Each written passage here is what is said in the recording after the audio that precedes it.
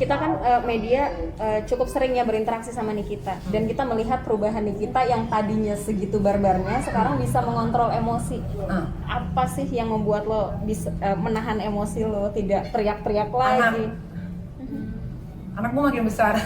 Okay. Gimana tuh maksudnya? Ada komplain dari anak-anak? Nggak ada, gue merasa aja kayak anak gue makin besar, umur gue makin bertambah, lingkungan gue sudah jauh berbeda gitu kan. Dulu mungkin gue main sama yang anak kecil atau seumuran, sekarang gue mainnya sama orang yang punya pekerjaan, punya wawasan luas. Kalau gue kayak gitu, gue yang akan malu untuk nanti mendekatkan diri ke mereka gitu. Masalahnya mereka kan sudah melihat kayak perubahan gue begitu baik, begitu bagus. Nanti ketika gue punya satu urusan sama mereka, mereka lihat gue begitu, kayak mereka aja nggak apa-apa, gue aja yang malu gitu. Ketika anak pertama kan udah hampir gadis ya. 13 tahun ya? Iya. 13 tahun. Nah gimana sih untuk kamu sendiri sekarang? Apa udah jadi teman seperti itu? Loli udah kayak as a friend aja gitu, karena ternyata gue bersyukur banget gue bisa nikah muda, punya anak langsung gitu kan. Ternyata temen gue, anak gue itu bisa jadi temen di rumah gitu. Ketika kita beda pendapat atau misalkan miminya ada kesalahan di luar, dia coba untuk komplain dan gue bisa menerima, ya itu jadi enak banget. Dan kebetulan anak-anak gue anak-anak yang bukan judging sih, bukan menjudging orang, underestimate. Makanya itulah penting lingkungan sebetulnya. Lingkungan itu yang bisa merusak. Jadi gini, walaupun misalkan di rumah kita merawat anak kita dengan baik, tapi ternyata lingkungan tidak memadai gitu kan, itu juga bisa rusak anak-anak. Jadi untungnya gue adalah lingkungan gue baik, di rumah gue baik, jadi anak gue baik gitu. Tapi termasuk yang ini apa namanya, komplain nggak? Oh udah nggak. Loli itu ngeliat miminya di rumah, bukan miminya di luar. Dia sudah bisa membedakan itu sendiri. Oh iya dong, udah banget. Makanya Loli kan pesantren ya, waktu itu pakai kerudungan. Tapi dia ke Bali dia pakai bikini, dia kan tahu dia cara penempatan dirinya bagaimana. Jadi gue sebagai orang tua alhamdulillahnya punya anak-anak yang cukup mengerti gitu. Berarti bisa dibilang anak-anakku sendiri ibaratnya kayak ngikutin ibunya, bisa menempatkan diri, Pak. Oh iya dong, masa ya gue mau pengajian tiba-tiba gue pakai baju yang katanya segini, kan nggak mungkin ya kan. Jadi gimana kitanya lah sebenarnya bisa nempatin diri. Nek, Loli kan cukup Iya, nggak apa-apa. mengikuti pas kita kena kasus dari dia masih kecil sampai sekarang dia dewasa. Kamu ngeliatnya sekarang dia jadi sosok yang seperti apa sih? Dia perempuan mandiri, dia strong woman. Dia udah nunjukin dari umur dia 10 tahun.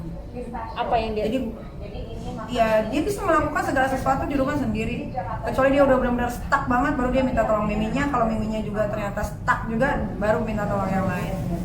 Dan anak-anak gue bukan kayak anak-anak artis yang lain memanfaatkan ibunya seorang artis, uangnya banyak.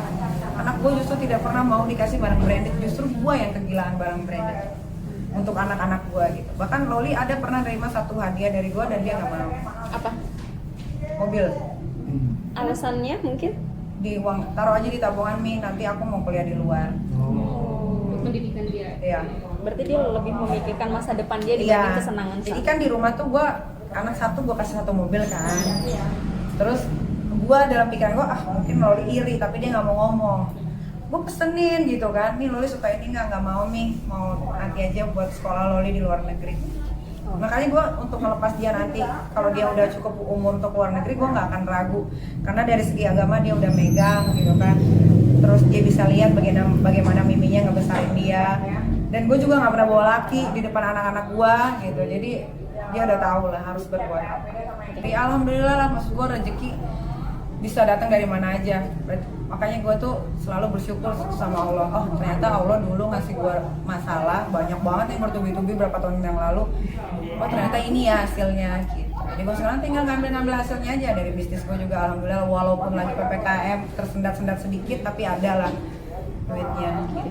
Nih, tapi kalau ngelihat orang-orang sekarang yang banyak banget terdampak PPKM, apalagi sekarang juga PPKM diperpanjang lagi gitu, dan banyak perusahaan sampai restoran-restoran besar pun akhirnya pulang tikar gitu. Gimana sih menurut? Sedih iya, tapi itu kan sebenarnya balik lagi, itu kan sebenarnya kesalahan kita semua ya kan. Coba kalau kita bisa ngikutin negara tetangga aja gitu kan, mungkin PPKM jilid 1, 2, 3, 4, 5 nggak mungkin ada. Ini resiko sih sebetulnya. Ya makanya gimana sih cara nyembuhinnya, ya kita harus sama-sama bantu. Kalau dibilang jangan keluar kalau nggak penting-penting amat, ya udah beneran di rumah aja gitu. Kadang-kadang kan mereka suka itu aja masih syuting, itu aja ya beda dong, kita kan pekerjaannya lain ya. Kalau misalkan gue bisa jadi artis, lo cuma bisa jadi pegawai, kan nggak langsung orang bisa jadi artis. Semua kan ada perjuangannya, perjuangan lo sampai mana. Tuhan juga, lo mau sujud kayak gimana pun, tapi kalau lo cuma berdoa doang, lo nggak ada usahanya juga nggak akan bisa bantu apa-apa. Oh ya, kenapa? PPKM ini banyak sekali bikin gue berpikir kayak, iya ya, mati itu nggak bisa diprediksi ya gitu. Kapan aja kita bisa mati gitu kan. Makanya dari sekarang gue udah nyiapin, Loli dapat ini, Loli punya ini, Aska punya ini, segala macam asuransi sampai kalau gue mati satu anak bisa dapat 40 miliar. Gue udah siapin semua. Dan asuransi sampai ke luar negeri lagi. Sampai ke luar negeri, sakit sampai dimanapun gue bisa berobat gitu. Karena gue nggak mau ketika nanti gue nggak ada, anak-anak gue terbengkalai, gue nggak mau. Dan harta anak-anak gue nggak bisa diambil sama siapapun. Berarti benar nih, kematian itu nasihat yang paling ampuh. Oh iya, ya gue bisa kayak begini sekarang juga karena gue takut mati cuy. Pembelajaran siapa sih yang emang bener lo ambil Orang dekat banget lo gitu, yang orang akhirnya- terdekat? Gak ada, gue belajar sendiri aja. Belajar sendiri Dari- karena gue udah yatim piatu kali ya. Gue yatim piatu, gue ngerasain banget saat gue ditinggal nyokap bokap gue dalam keadaan yang belum siap. Gue umur masih nyokap gue meninggal gue umur 23 tahun. Gue masih tinggal sama mereka, gue belum siap apa-apa, belum siap punya anak segala macam, sampai akhirnya ya waktu itulah yang bikin gue dewasa. Oh.